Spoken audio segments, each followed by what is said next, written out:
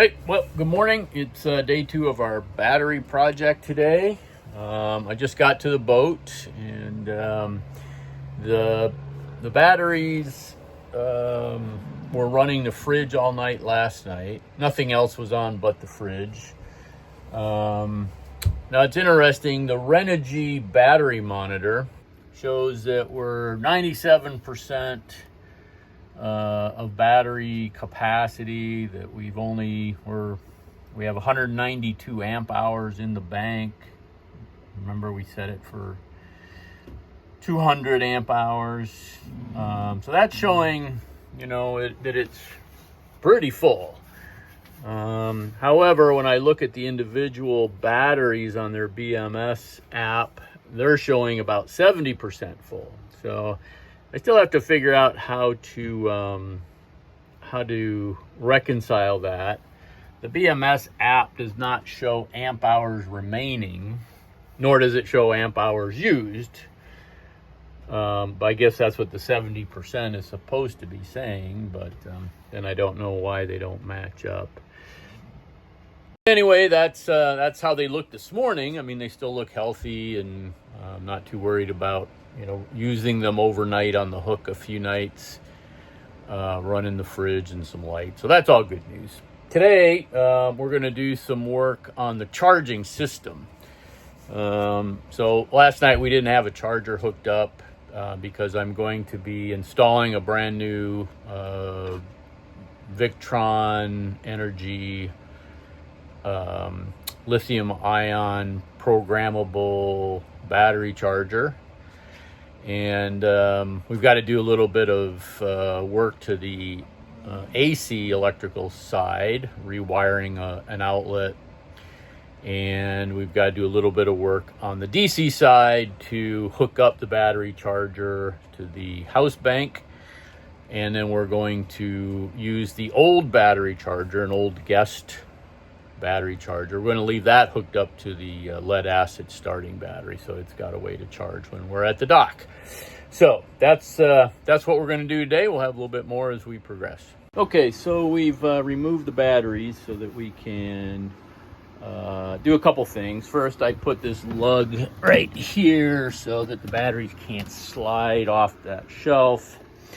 And then secondly, we're going to put some straps on to hold it, but we're going to modify them. These are not battery straps per se, so we're just going to use our rope cutter to cut off these big hooks. We don't really need those.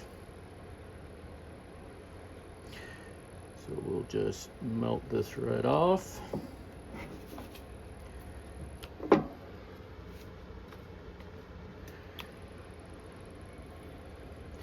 I've used this thing on cutting rope and it works great. Sure, it'll cut through webbing, no problem. I'm going to put the camera down though so I can use both hands. Now that I got the knife turned up to high, it works great. Cuts right through there, no problem. Okay, and then we've got to mount these straps, and then we can finish the battery, put the batteries back in, and tie them down. All right, well that step is done. The batteries are now strapped down and mounted in there properly. Everything's reconnected and ready to go on this side. All right, our next decision is where to ground this 8-gauge wire for the battery charger. So I was kind of hoping I could run it to this negative ground bar here, but it's way too big to fit in those holes. So what I think I'm going to do instead, I'm going to separate the black and the red. The red is going to go through that wiring channel through the bathroom, through the wiring channel up in there, and on the other side of this bulkhead is where the battery charger will be mounted in the lazarette. And then, so just the red wire is going to run that way. I'll separate the two, and the black ground is going to go through the back on the other side of that wall, through the lazarette, down into the engine compartment, and we'll ground it right to the engine. I think that would be safer and a better way to do it. So I've got to do a couple things. I got to split the cable, and then I have to put a lug on the one end of that black cable, similar to what I did here. So let's get cracking. All right, so I have put lugs on this end of the cable. This end goes into the battery charger, and it just goes in raw. So what I'm going to do now is I'm going to feed this wire through the wire channel all the way into the lazarette. I've done it already once, so I know how it goes. It shouldn't be a big deal. Once we're in the lazarette, then we're going to pull the black wire all the way through because it's going in a different direction. But just to keep it easy, and I wanted the end of the wire still bound in the insulation, just so that it stays that way, and I can put a little bit of strain relief clamp on here and hold it. So anyway, that's what we're up to next. Let's get this wire fished through. And just like that, we've got the wire fed through, no problem. This is in the lazarette where we're going to mount the new charger, maybe up high here. I have to go get it and see. And then we've got to do some other wiring work. We're going to repurpose this outlet. Right now, it's just a regular 110 power outlet for plugging stuff in, tied into the breaker box on a breaker. And the old guest charger, somebody has direct wired it to a breaker on the panel. So what I'd like to do is disconnect this and instead use the cable that goes to the breaker, the dedicated breaker for the charger, battery charger. That's what I want to do. We'll see. I got to see what kind of gauge wire this is and take this all apart. I still want to use this though. That's the thing. So I am going to put a plug on the end of this, so it could be plugged in as well as the new Victron could be plugged in. So we got to make sure we got enough wire capacity and breaker capacity for that. But that's what we're looking at next. Well, after a little bit of work and boat yoga back in the lazarette, I now have the new Victron charger installed. Wiring is done. The red wire goes forward to the distribution panel, and the ground I ran separately down through the engine bilge and connected to the engine. So that's done. I did it a little bit differently than I had originally thought. I wanted to rewire the outlet. There's a two outlet box in the lazarette, and I wanted to rewire that so that it was on this battery charger breaker. That's what the old battery charger is wired to. Problem is the wire that they ran from the battery charger to the distribution panel is not, I'm just not comfortable with it. So, instead I left the outlet the way it was, and I plugged the new charger into the aft outlets, this breaker here, and I left the old battery charger wired to this outlet, to this breaker here. It's not what I really want to do long term, but for right now, it's okay, I guess. I feel a little bit better that the load is spread over those two breakers, I guess. Good news is the Victron is on, and it is now in bulk charge mode again. And I'll start watching the batteries to see what they look like.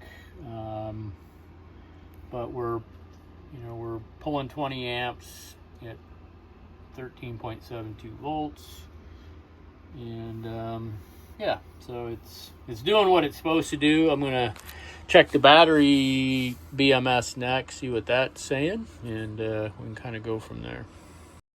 Well, good morning. We just want to wrap up a little bit on this battery project. We have gotten the batteries installed. They're tied down in the battery compartment. The new charger is installed. So right now we're running two chargers, one old charger that's just feeding the start battery, keep it charged up. My alternator is also going to the start battery right now. It's not a smart alternator, and I don't have any kind of external regulation on it, so we really don't want it on the lithium bank. And I've got a few other little things to do related to the batteries, but essentially project is done. I'm still monitoring, so the batteries have been charged and plugged in now for 2 days, 2 days straight really. There's a small load on the house bank because the refrigerator's on. What I don't quite understand is why the two batteries are not identical in their voltage. They're off by a very small number, but they are different. The battery BMS does not necessarily agree with my Renogy battery monitor. For whatever reason, I don't know why. I mean, they're close. Right now, this says 100, everything's charged up on a 200 amp bank. But after a while, if there's no power and we're drawing them down, I think they start to differ some, maybe. We'll continue to monitor that, but I don't think it's anything, real serious at this point.